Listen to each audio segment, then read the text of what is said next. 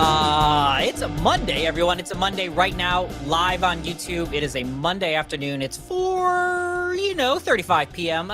Stoner time, never always on time.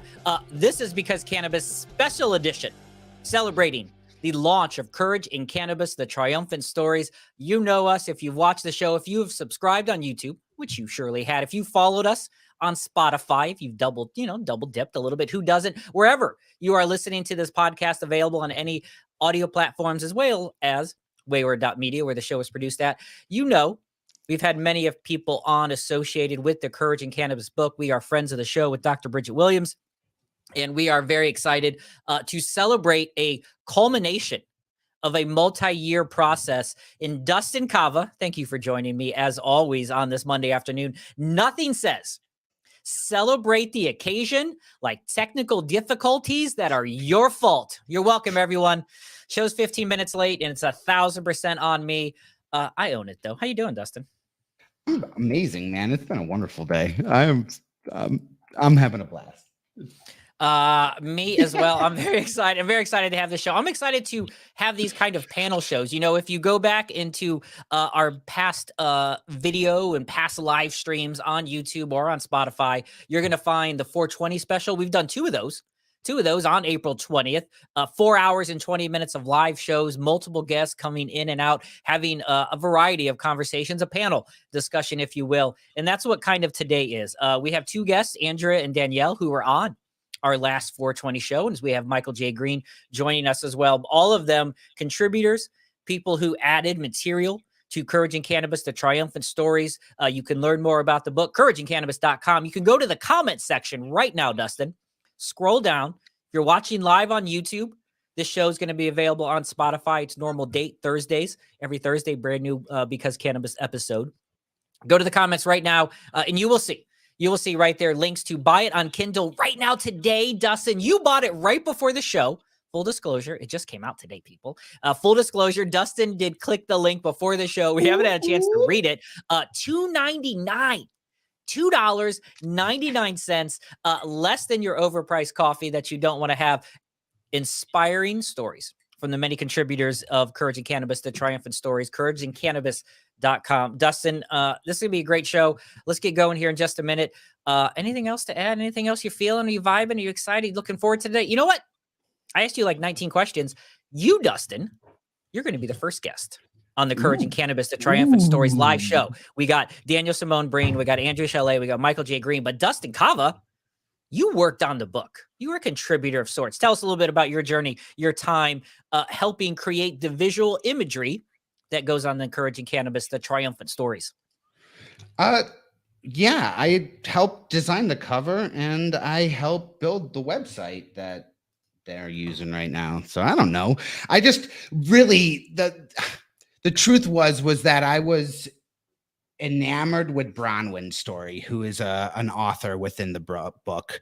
When we were at OCHBS, I don't even know what month that was last year, but I talked to Bronwyn for 10 minutes. And within that 10 minutes, she just, I don't know, her story somehow came flowing out of her. And it kind of put into motion this whole series of events with helping out with the book. And so I don't know, it's been an amazing year watching everything take shape. It is, you can only imagine the overwhelming, process to have so many contributing members to something, and so whether they're a sponsor or an author or like Danielle, a Spark author, each one has their own story that, I don't know, somehow I was able to relate with every single one. And somehow I was able to relate with just everything about it. It's actually a pretty amazing series. And I'm pretty thankful I was able to be a part of it. All right. Well, you were a part on the outside designing the covers. Let's talk to a few folks who are part of creating some of the inside content, some of these inspirational stories, some of these triumphant Stories, as it's aptly titled. Let's start with Andrea. We're going to bring in Andrea Chalet. Did I say your last name right? Yes, you did. Nice. Thank you so much. Yeah, Andrea Chalet. I had a little. I've messed up many last names in my time. I'm Shirley to get our next one. She got 3 names. Like, come on, it's like make hard enough with 2. You give me 3, it's even more tough. Andrea Chalet, you joined us on our 420 show this past April. Mhm. It's been a few months since we spoke to you last. Now you are a contributing author to Courage and Cannabis to Triumphant Stories. Just give us that quick backstory, right? Give us a quick backstory. Some of the things that people learn about you in the book, or why you kind of decided to share your story. I'm Andrea Chalet, and I'm from Cincinnati, Ohio. I became a medical patient in, I believe it was 2019, when I was diagnosed with PTSD.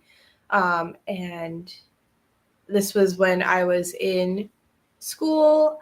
I attended the University of Cincinnati, which they added a cannabis study certificate a few years ago, and I was one of the first students to apply for that and complete it.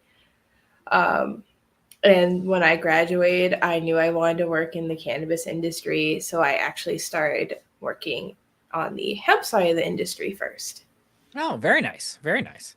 That was actually going to be one of my questions, which was, what is it like to start in the industry, but start in the hemp side, not in a dispensary or at a cultivator somewhere? What is it like to have that kind of hands-on experience, just seeing the hemp changes, seeing just everything, the differences between the two?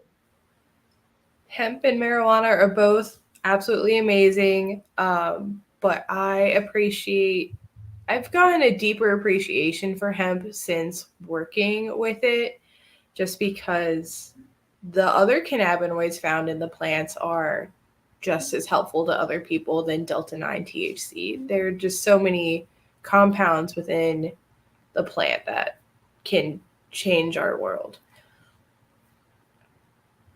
It is interesting. It is interesting, and it's at a weird time in the hemp industry, Andrea. And I think it's interesting because we've met a lot of great people. We've had some on the show, TJ Richardson from the Ohio Hemp Company down your way in Dayton, who are really focused on high quality hemp-derived products, taking a look at the science behind hemp, looking at hemp as the next generation of construction material or in an industry, right? An agricultural crop, taking a phenotype hunting where you're genetically breeding out the bud. Like you just want stalk and leaves. You're like, I don't want any of that substance. So you have that going on.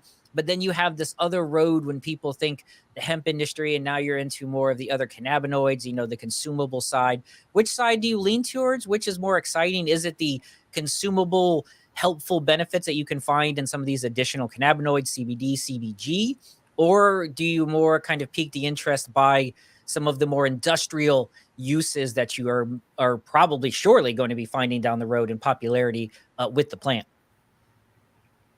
Since graduation, I have worked for 2 different hemp companies, or 2 different consumable CBD stores. And I really enjoy helping people be able to get plant-based medicine, especially if they don't have a medical card or they don't have the funds to go to an actual medical dispensary. I think it's really interesting to see how hemp cannabinoids hemp-derived cannabinoids can bridge that gap for people. But I would be interested in working in the industrial hemp world, especially for fiber hemp. Yeah, fantastic. Dustin's chatting in the wrong chat, Dustin. We're going to call you out live on the thing. I know we got to bring our next guest on. If you're watching live now on YouTube, we're going to break this fourth wall, break open the glass, that kind of day. You send the wrong link to your guest. You start 15 minutes late. This is what happens. We have a private chat. We were talking about the show. And then we have like a YouTube chat, which is live comments on YouTube right now. And Dustin, who just ran away from the screen, was in the YouTube chat. Maybe Danielle Simone Brand, author of Weed Mom, maybe what was happening, and we just lost them all together. Maybe what was happening was Dustin was like trying to rile the crowd up to say, bring Danielle on, let the weed mom author out, let her talk, let her go. That must be what it is. Oh, the yeah. people spoke. The people spoke, and we'll get back to Andrea. She's going to hang with us. We got lots of great conversations between, well, now the three of us. Who knows where Dustin is? Live action, people. The people spoke in the comment section. Danielle Simone Brand, author of Weed Mom. Welcome back to the show. How are you doing today? Thanks so much. I'm great. It's hot as hell over here, but I'm doing good. How has your, you obviously are familiar with writing, and you're a spark in the Courage and Cannabis book, the Triumphant Stories. The nice part about this particular volume, volume 2, the Triumphant Stories, is lots of different ways that contributors could share their stories, share their words, short or long, in that path. And you are one of those. You have your own work, you have your own book out there. Obviously, I know you're familiar with Dr. Bridget Williams, and that.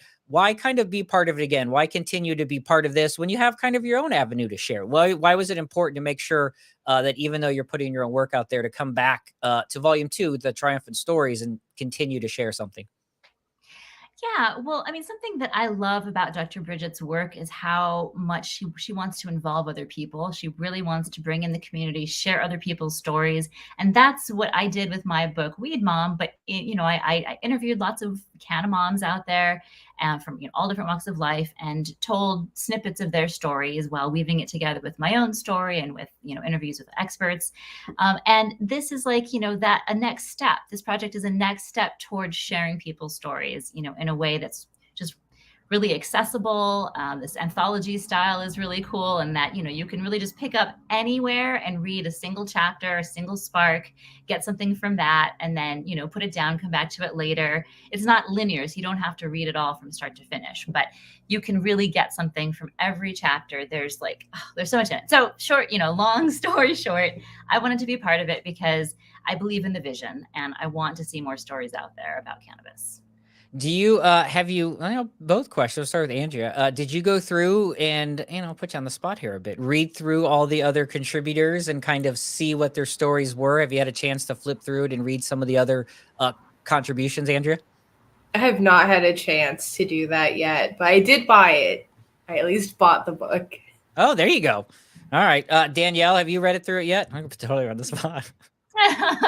So I have started skimming. Yes, there's the right answer. Then I lost track of where the heck my Kindle app was, and so I'm working on it. But I had the chance to hear the stories in 10-minute segments of 7 or 8 other folks who are in the book through our speakers bureau, which we just had our little speakers event this past Saturday, and so I've heard the stories that are shared in the book, spoken by at least 7 or 8 folks, like I said, and I was crying for at least a couple. There's a lot of heart that's being shared. It's pretty amazing when you get a chance to share the message, right? And I think that's a big part of it. And I'm always interested. And we got another guest we're going to bring in just a minute here. That's exciting. We'll get Michael J. Green in here in just a minute. So starting with Danielle, and then we'll get to Andrea.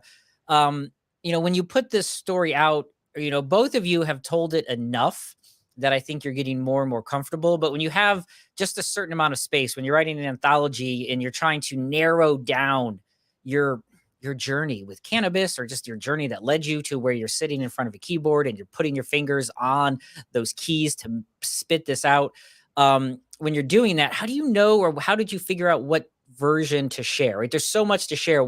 How did you narrow down your specific contribution to Courage and Cannabis, the Triumphant Stories? Why did you choose the particular set of words you did, Danielle? Oh, good question. I think that, you're right. I have shared story a lot, and now I can't tell if we're still here because everyone's frozen. Okay, are we here? You still go. We're talking. That's the beauty of live. We just roll with it. We just go. Thank you for listening to Because Cannabis Live. Hey, it happens. This is analogous for the cannabis industry in general. There is always some type of roadblock or some type of, oh yeah, there's another hill. And then you get over that hill and you're like, oh yeah, by the way, there's another hill. You have to just keep walking up. So yeah, this is exactly it, what it's like to live in it. Yeah. Totally. I mean, and just to add on to that, so I just like super brief. I spoke on a panel at the California State Fair 2 weekends ago about cannabis and canna moms. That was super exciting. Took some footage that day, shared it on social media. The fact that, hey, we're at the State Fair talking about cannabis, isn't that amazing? Instagram shuts it down, of course. Yeah. So that's that. Yep. So what does that end up meaning for I guess that's why this book is important and why your book is important and books in general. It's like it's the one place where it's a little bit harder to shut down your voice. And if you can at least get that in their hands, then you're making longstanding, change. Absolutely. So, but what does that mean for the conversation? YouTube's does the same thing. Instagram, Facebook, every single avenue where you have the most momentum, there is that barrier there. So what does that mean for all of our voices, for the voice of every author within this book and around? Gosh, I mean, what does that mean? It means that we're still in the struggle, I think, and we're aware of it, and we're kind of just trying to I use this metaphor at the state fair, link arms and move forward. Like we're just trying to support each other and keep it going because there are a lot of roadblocks, there are a lot of obstacles, and that's for sure. Like that's the media landscape that we're living in. And I didn't answer your question, BC, because I interjected. That's all right. No, we're good. Lots of questions out there. But just very briefly, it is hard to decide what to leave out of your story, what to put in your story. It's like the constant writer's quandary, right? I think that I wanted to distill it and also have a fun voice because that's the voice of my book too. It's educational, it's encouraging, and it's fun. So that's what I went for. That was how I chose. So for you, Andrea, how did you, and as we'll bring our next guest in as you're answering, Andrea, how did you did you enjoy them? Did you enjoy that experience of trying to find this economy of words, of trying to encapsulate your experience and being edited and shortening it down? Was that a fun experience to really narrow down your story, or was it frustrating for you to try to create when you have so much to share to try and put it in a short version? I think it was actually easy for me to write my story out once I got over these emotional roadblocks because it was a little bit triggering to go back and relive some of those experiences in my mind. But once I got past that and started writing, it flowed pretty well. And I already knew that I wanted to focus on how cannabis has shaped my identity over the past few years, especially as a patient, a student, and an industry worker. Those are 3 big parts of who I am now. So I had a pretty good outline of what I wanted to say. I just need to sit down and say it. Sure. And I'm sure it's always interesting to try and encapsulate a bunch of thoughts and to put them on paper. As we welcome Michael J. Green to the show, Michael just said before we went live, he was talking about he was a boomer, and we're talking how we're struggling with technology today on our live version of Because Cannabis from Wayward Media. Michael, right now in the comments, you can buy the Kindle version for $2.99, or you can pre-order the paperback version, which comes out tomorrow, August 1st, Courage and Cannabis, The Triumphant Stories, $24.99, both on Amazon. Which one, Michael, do you like to read? I am still a paperback reader. Dustin is a Kindle reader. I can't read on a screen. How do you read your books, Michael J. Green? Just out of curiosity. I read paper, although I already ordered the Kindle last night. Oh, there you go. You're doing take a one for the team. Yeah, I also. Michael J. Green, welcome. Let me share something. Oh, please. I'm not a contributor in the sense that I actually wrote material for the book. I'm like a Dr. Bridget Cole Williams, next best guy when it comes to publishing in books. I'm a cannabis bookseller, so I was hearing about how you get your voice out. I have not had the pleasure yet of reading Amanda's section. I've read Danielle's already. I'm about 2/3, 3/4 through. Trying to read it on computer doesn't work for me. I scroll down, the page pops up, it goes sideways, I lose my place. Boomer, but it is what it is. Well, tell us a little bit more about, yeah. Like I say, I'm a cannabis bookseller. I kind of fell into that in 2009, looking at Rosenthal's inventory. At that point in time, he was looking to maybe sell off his publishing arm because he was dealing with the feds, had a trial going on. I and a friend of mine who had both been at, in publishing, I for a little while, him for 30 years, we went up and spent the summer looking at what he had. And from there, my job was to go out and compare edge titles with everything else I could find on the market. And I'd been a bookseller at that point, for about 12 years, having transitioned out of the practice law into book sales. Natural thing to do, right? Natural, and sure. As a result, by the end of the summer, I having been smoked under the table 3 or 4 times by Ed, I had like command of maybe 300 or 400 titles in a kind of loose way. Hadn't read them all, obviously, but I was familiar with them, and then got invited to attend a Patients Out of Time conference as their first bookseller. And from there, it just kind of took off. I encountered Danielle, among other places, at the Women in Cannabis, where her book became Book of the Year. I think that was 20 or 21. I think 2020 is what we decided. That was an amazing event. And, the power of words. We are still struggling, but there is so much interest. Cannabis users, by and large, they read. And there's just, so much out there topically, whether you're looking at cultivation or culinary, whether you're looking at pot culture, if you will, what it's like to be a mother. What about cannabis and pregnancy, cannabis and business, cannabis and spirituality? I mean, on and on and on. The depth is amazing. So we have this wonderful plan available for us. And it's amazing to me, from what I've read, how well people have come to wrap themselves to the center of their story and present it in the way people come to cannabis, which is always a question I'm always interested in. How did you come to cannabis? What was it? Were you high school, out in the parking lot of 420, or the stands, or, friends, or a medical need?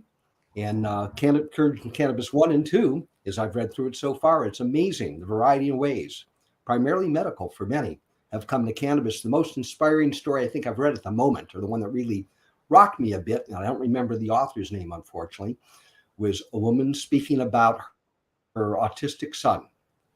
Amy, I think. The tremendous problems this child, encountered, and the trauma of that, not only for the child, but for the family, waking up all these hours. And finally, after a period of time, came to cannabis. And now the progress of this young man, as he continues, gets off all these other damn drugs, pharmaceuticals, has come to this natural plant medicine, and it's helping revitalize, reinvent a life. It's, heartbreaking almost, but it's a victory.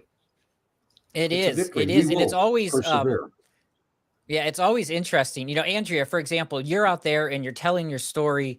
I think you have Danielle and Michael, I think more told their story a lot more, and been out there. And I think as you're more getting used to this, do you find it comforting when people are sharing their likenesses and they're finding empathy in your story and relating to that? Are you still struggling with that kind of open conversation? How has it been kind of really, and you talked about how it was almost a little triggering to put it out, to type that out, how to relive that. And I hope that it was therapeutic in the end to put it out there. But how are you working and adapting to the comfortability of people telling you their stories and you having to share with them and those kind of more intimate conversations? What's that been like for you? So far, I've had a few fellow contributing authors share their experiences with me, especially regarding medical trauma or other accidents that have happened to them. And that has been really comforting, and that has pushed me to continue to tell my story. Last month when I was at ComFest in Columbus on a panel, there was a woman who had experienced trauma from watching one of her friends pass away. And she just really needed someone to tell her that, yes, that can cause mental health issues, that can cause PTSD, and that she was totally valid to have those feelings. And so I'm still new to people sharing their experiences with me, but I'm hoping that I can help other people by telling my story. I used to own a retail store that was in the industry, and you would think that the most common person was some super stoner, lazy stereotype that would, walk through that door. And at my shop in particular, I would say it was 15%. Most of the people came in from the community with some type of trauma in some way, or that they used the cannabis shop, they used the smoke shop in general as that safe space to come in and talk. Even if it was just a browse, they knew that there was no judgment, that if they wanted to discuss something that was going on, like it was just this open area. And so much of my day, I would just be crying. I mean, within my shop. And as hard as it was to hear and feel and live out all the stories on all of what is happening to this person, at the end of it, I was always extremely thankful to have been in that position to where I could at least allow them to speak it, to be someone who could just listen and give them a hug after it and say, holy shit, like, I don't know why the world, why everything is happening and everything is so heavy right now, or why this is coming up in this particular moment, but I'm very thankful that I got to be here for you. And like I said, it never made it easy to unlock that door, but afterwards, I was always extremely thankful. And I can only imagine being at such a large convention, the opportunity, you have unlocked your door and are presenting yourself to being so open to whatever anybody is coming at you with. Being on a panel like that is you just don't know. Things aren't necessarily pre-screened. They're not like, you just don't know what someone's intention is the moment that they're getting up there to speak, or what other things that they themselves are battling with. And I think it's very commendable that you would be willing to open yourself up to that, to be willing to go on a panel. And subsequently hearing that you were like, I was able to connect even with this one person there, made it all worthwhile. And I'm thankful that you've been doing these rounds. I'm thankful that you decided to be a part of the book, because again, telling that story is not an easy thing. And the book is called The Triumphant Stories for a reason. It's about that overcoming. It's about the hardship in many ways, and what it's like to just be in it. I don't know. But thank you. If I may share, just the whole process of allowing yourself to be vulnerable enough to open yourself up to that and let it out, in my mind, is a form of freedom and a form of empowerment. And I get that as I read through those pages and encounter people through my life. For myself, I discovered that I don't know how many years ago, but I think there's a real truth to that. So the fact that all these people are willing to share these very often very difficult, trying stories, that most of us are obviously fairly empathetic. You take it right in the heart. But thank you for sharing that. It's important because there's so many others out there similarly situated. There's like a voice out from the desert reaching in, and suddenly that desert isn't empty. No, absolutely. And that's no, for sure. That's how, that's basically, Danielle, where you're at. I mean, you're sitting there a few years ago being like, I'm a mom and I'm cool and I like some cannabis and I'm comfortable and I'm an adult. But so many people, and when we had our conversation, and there's a link in the comments to our long conversation we had with Danielle Simone Brand, author of Weed Mom, Canna Curious Woman's Guide to Healthy Relaxation, Happy Parenting, and Chilling the F Out.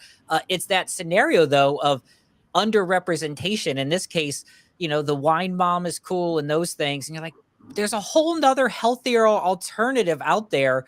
And I think you probably had a similar reaction to what Michael just described, like this voice of like, talking it in front of the door, right? Not behind closed doors, I think is where I was trying to get to. And I think that's the experience when you put it out there. People are like, there's someone else like me, right? You're like, I'm just like you.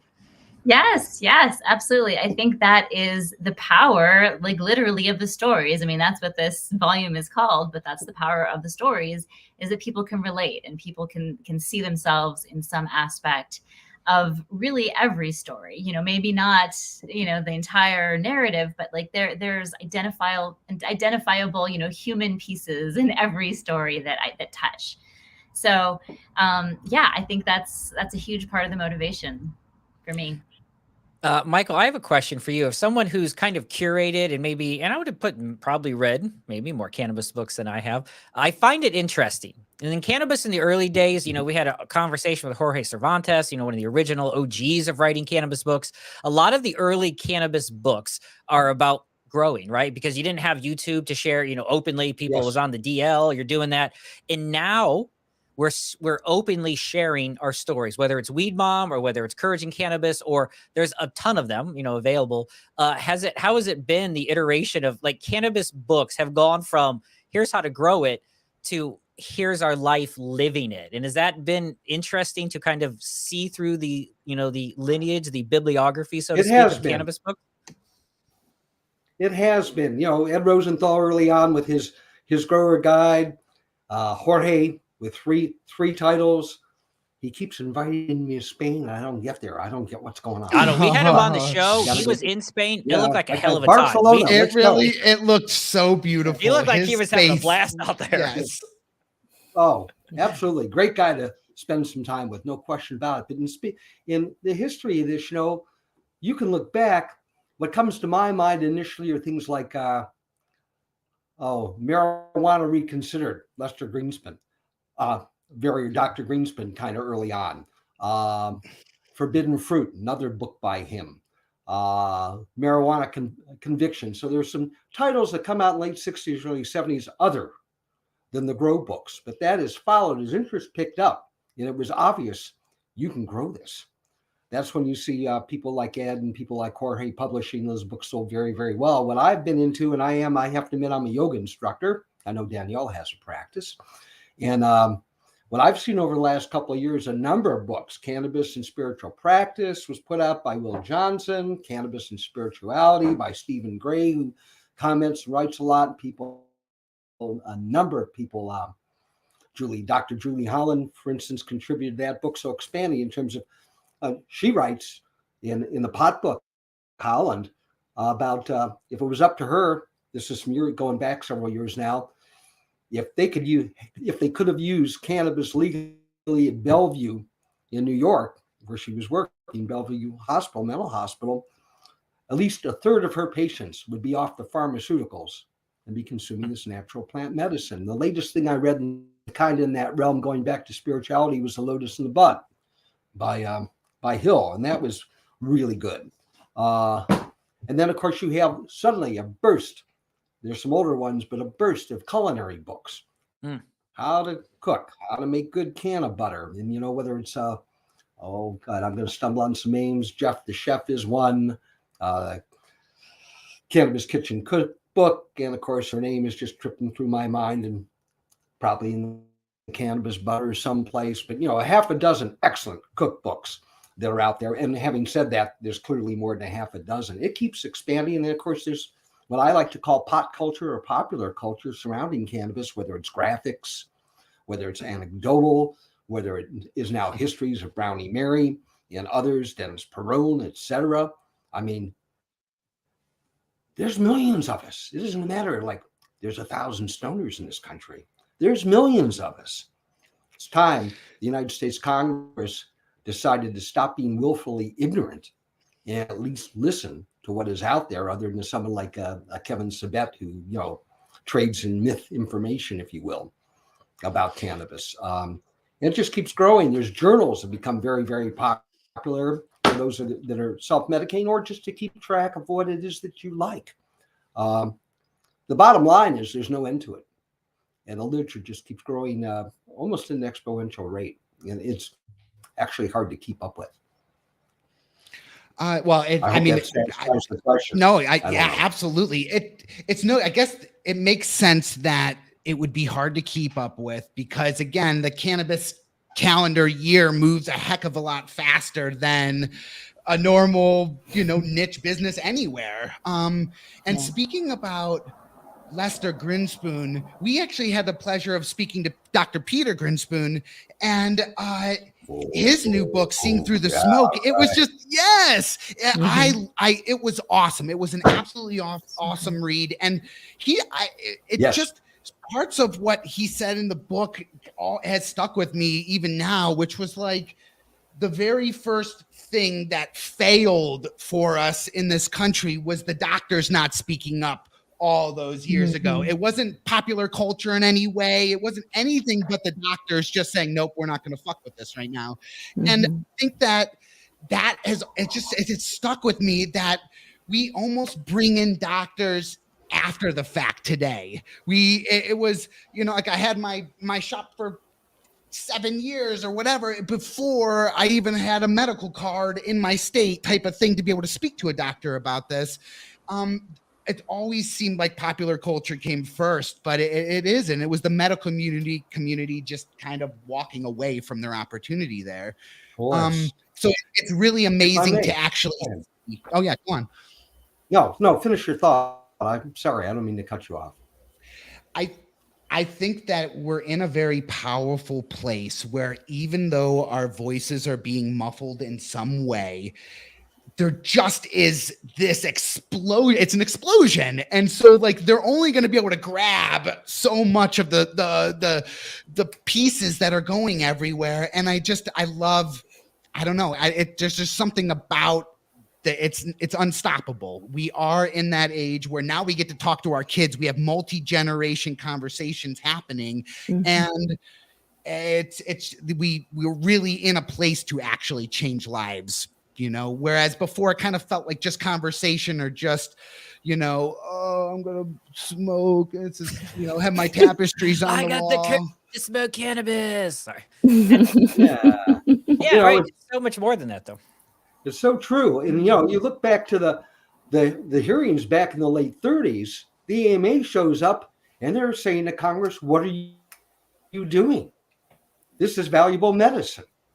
Instead, Congress, the committee, hearing this stuff kind of looks like, if you can't add to the good work, we don't even want you here. And then you see report after report, whether it's the LaGuardia report or the Schaefer report, saying to presidents and the people in charge, like, there is value to this as medicine, non-toxic. It should be a part of the apothecary. And if you want to look back in history, and I love doing that, the Vedas are talking about cannabis in writing 3,500 years ago. God knows how long that was in oral tradition. One of 5 sacred plants. Azala. This is rune cuneiform. I don't know if that's Sumer or Chaldees, but someplace in that area. The oldest thing in writing. What is it? It's a symbol that stands for medical cannabis.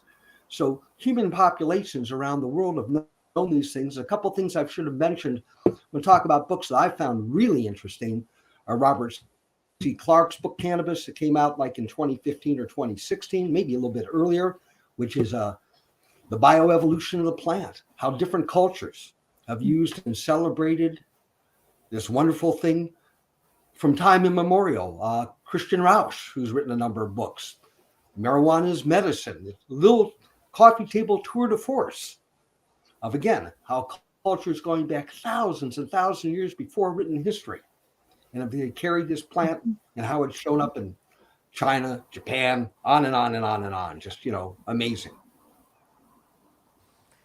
It is. It's a pretty incredible plant, and I think we all know that. You're listening to. Sorry to interrupt you there, Michael. We're listening to the Because Cannabis live special. This is our show this week. We're very excited to have our authors on, our Spark authors, our contributors, Andrea Chalet, Daniel Simone Brand. We also have Michael J. Green. You can find the links to them in the comment section, some of the information and work that they've done. And we're celebrating the release of Courage in Cannabis, the Triumphant Stories, available today. You can find the link in the comments to purchase the Kindle version right now. The brand new paperback, the paperback comes up. I love a paperback. I love cracking the spine. I love feeling it. I love, this is going to sound weird, everyone. I love the smell of like a fresh paper. Yeah, right. Look, go, Michael. Put that nose. There is something about the fresh.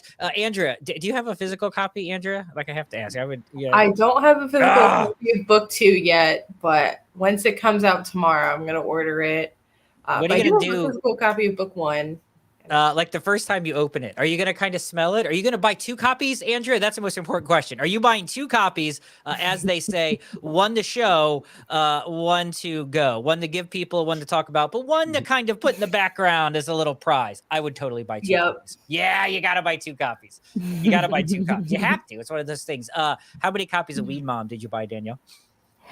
Well, my publisher gifted. Yeah, I mean, how long do you have? I mean, my publisher gifted contractual. I actually bought 600. If you want to really think.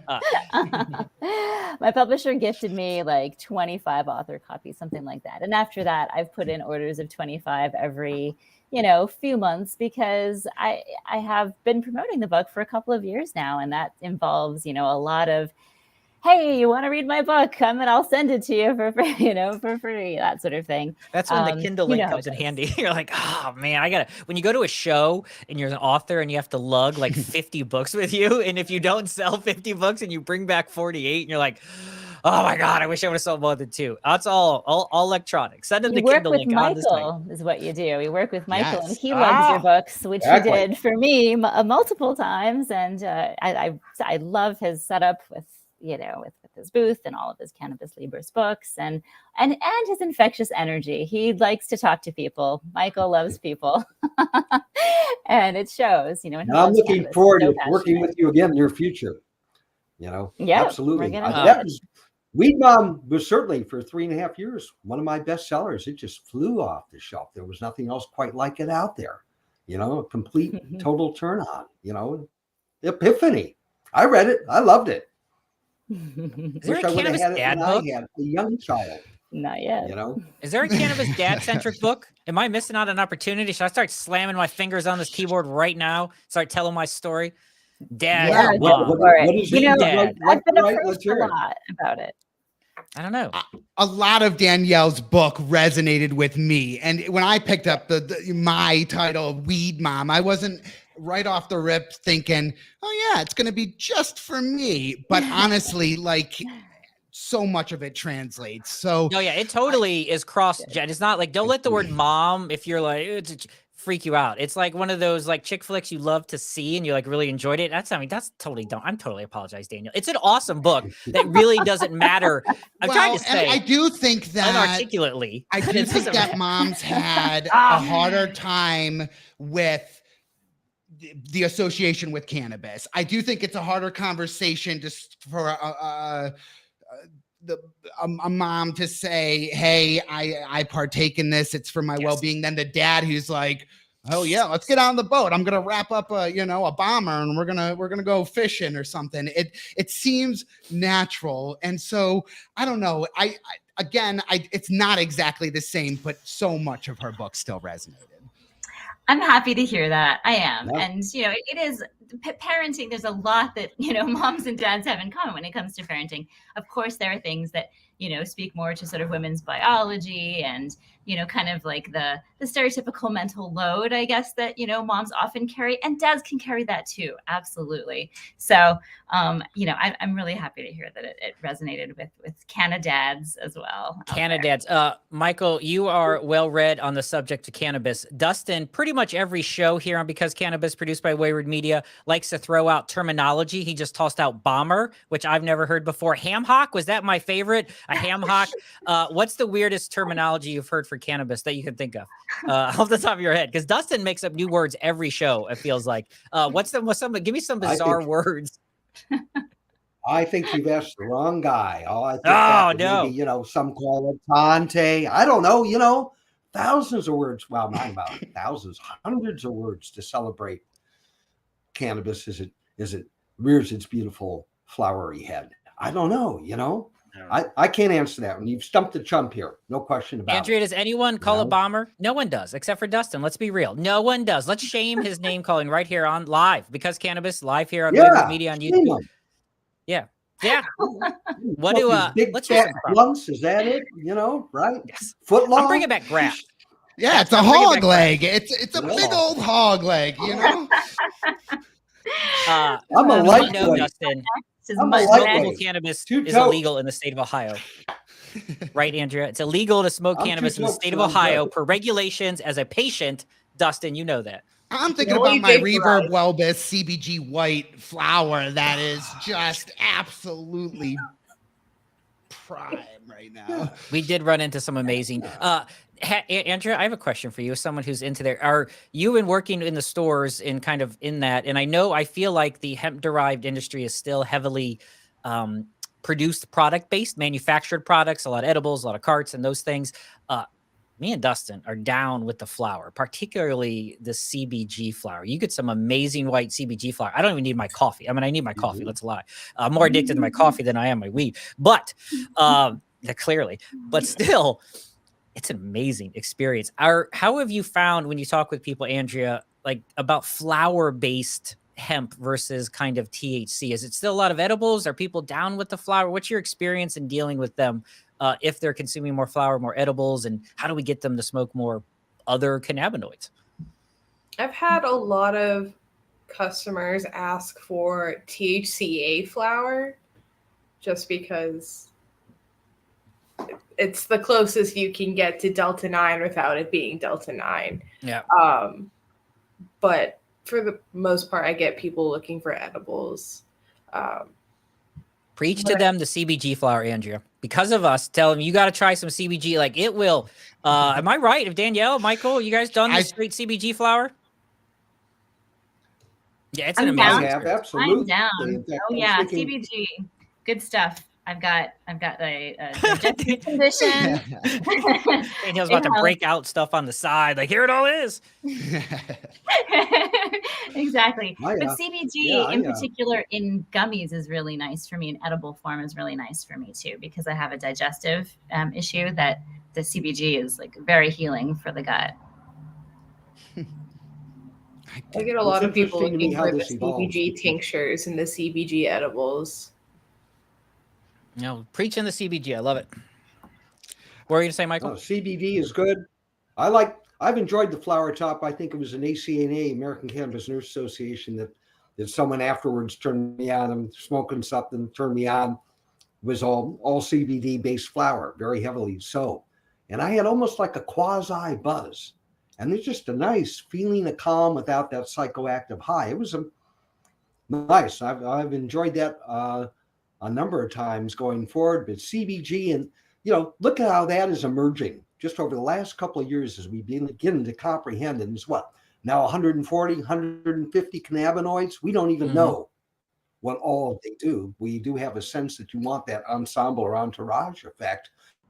Which reminds me, and maybe some of you caught this last week. I think I was listening to a program somewhere. I don't do this a lot, actually, where they were talking about, cannabinoid deficiency syndrome, if you will, and mentioned the fact prior to prohibition, right? People were getting hemp and cannabinoids in their food stuff. We were feeding our cattle with hemp. We were feeding chickens. I mean, all kinds of things we're feeding on what was hemp, and it translated through. And our systems, basically, the hypothesis was fundamentally more balanced, even though it was secondary sources, if you will, but because we were having still a relatively heavy intake of the things that come from this plant. And now, of course, historically, it's coming back. We've cut ourselves out, and you think, God, what a loss. How many health problems would we not have encountered had that remained in our diet and kept our ECS balanced? No knowing. We have Danielle about to jump out of here. Danielle, if you have any final thoughts before you jump into a whole nother live show promoting the book, you are busy today too. And so same thing with Andrea. Everybody's been busy today for the launch, but do you have any parting advice for any new cannabis user entering into the space? And Oh, well, and where they can find you after all this? Sorry.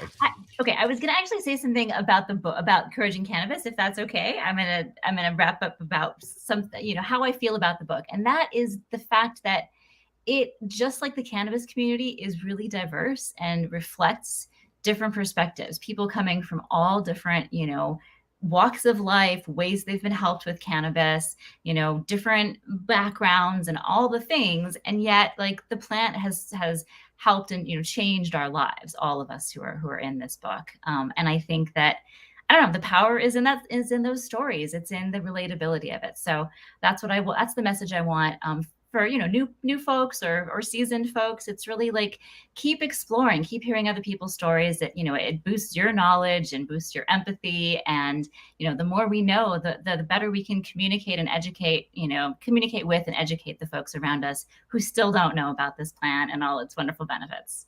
So I don't think it can be said much better than that. Danielle Simone Brand, a Spark contributor to the Courage and Cannabis, the Triumphant Stories. You can find the links to the Kindle version. You can find the links to the paperback version. Both of them available. Well, paperback, you can pre-order. It'll ship out tomorrow, just like Andrea's copies there on their way. You can find those links right now in the comments section. CourageandCannabis.com. That's the website to learn all about this.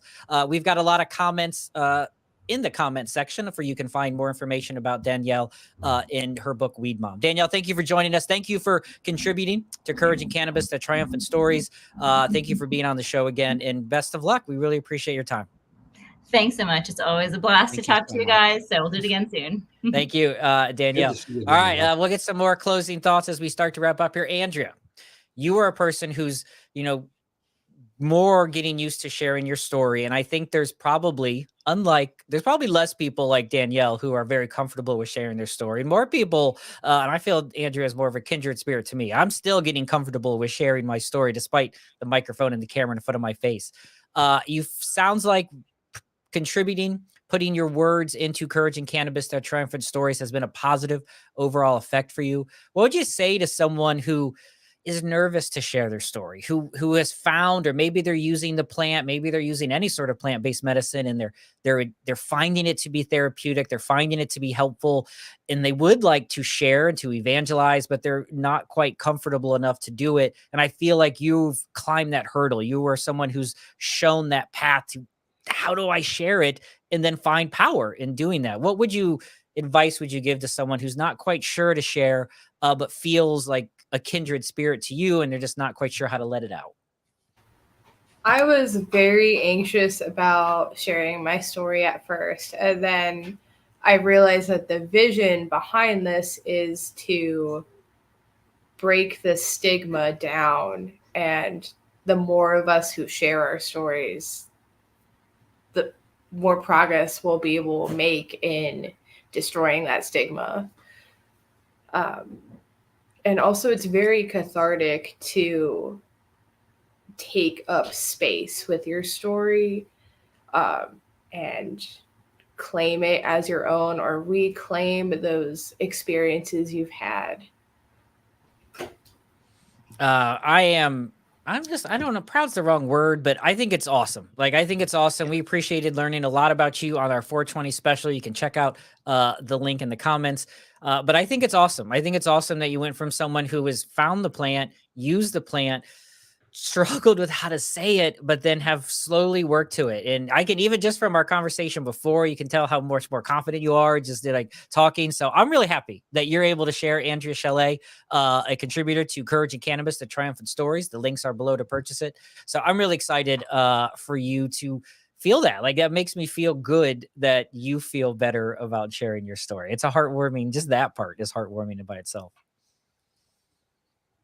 It's heartwarming and heroic as well. It really is. It absolutely is. 100%.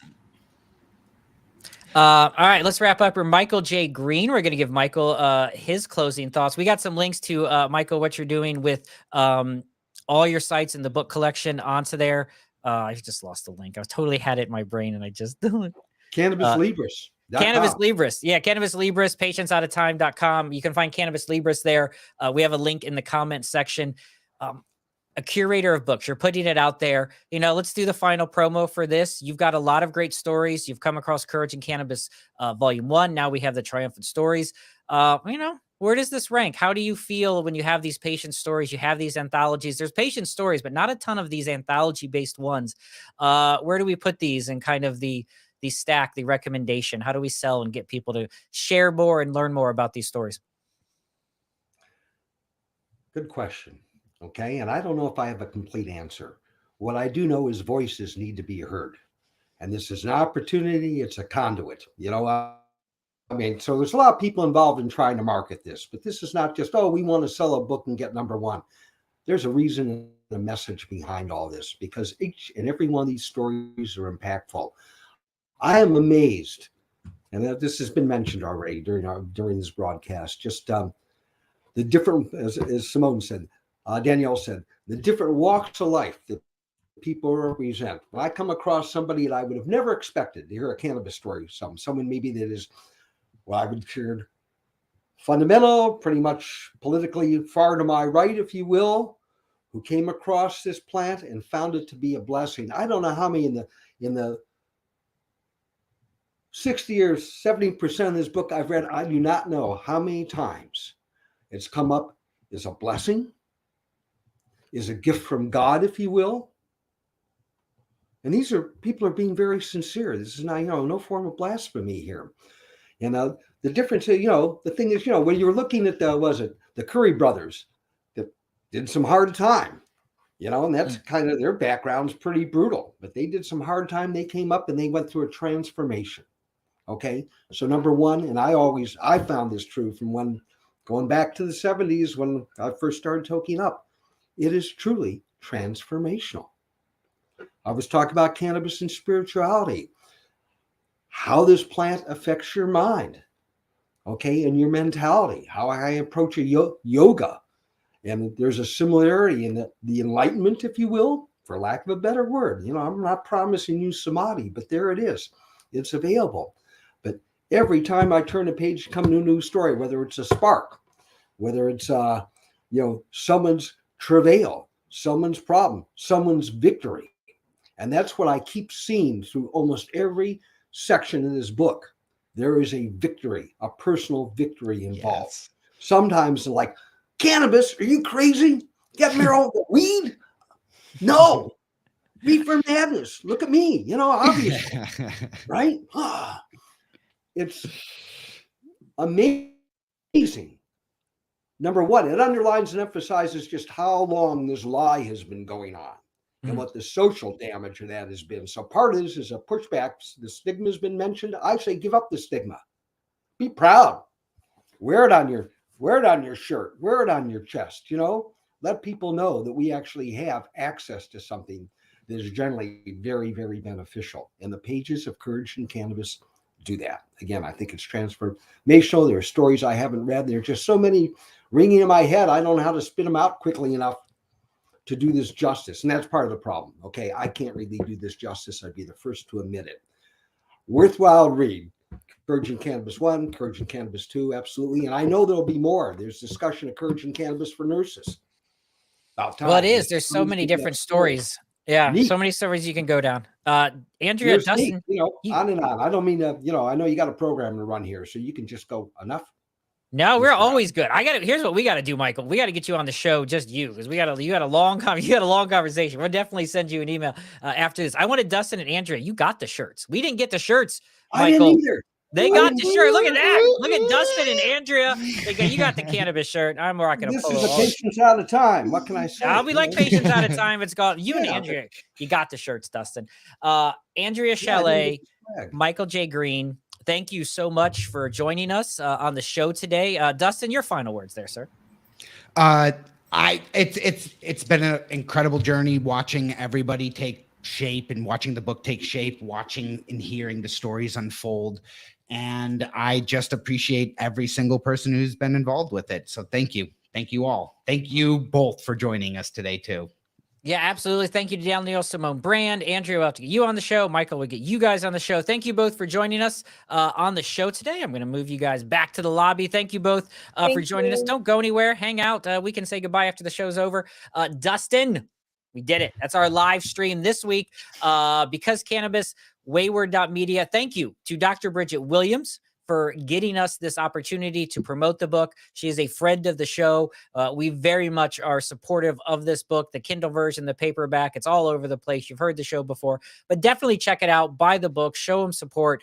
As Michael said, as Andrea said, as Danielle said, as multiple people have said on all the shows they're going, there is power in the sharing of stories.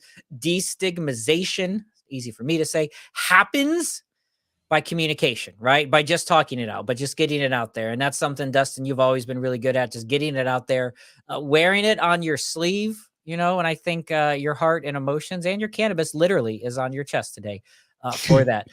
Thanks for joining, Dustin. Good show. You have a good time? I had a blast. This was awesome. It's always a great time. Always a great time. All right, everyone. Thank you very much for joining us on this week's Because Cannabis. Make sure you give us a follow at MeetWM, at Meet Wayward on Facebook. Give us a subscription down below in the comments. Give us a follow if you're listening on Spotify, where the show will air on Thursday. Don't forget, in the comments, all the links to purchase the book on the Kindle, on the paperback version, and everyone else that's been on our show. Thank you, Danielle Simone Brand. Thank you, Michael J. Green. Thank you, Andrea Chalet. Thank you, Dr. Bridget Williams. Wayward Media, Dustin Cava. Don't forget to roll up a couple bombers and leave them on the table. Oh, all right, everyone. Have a wonderful week.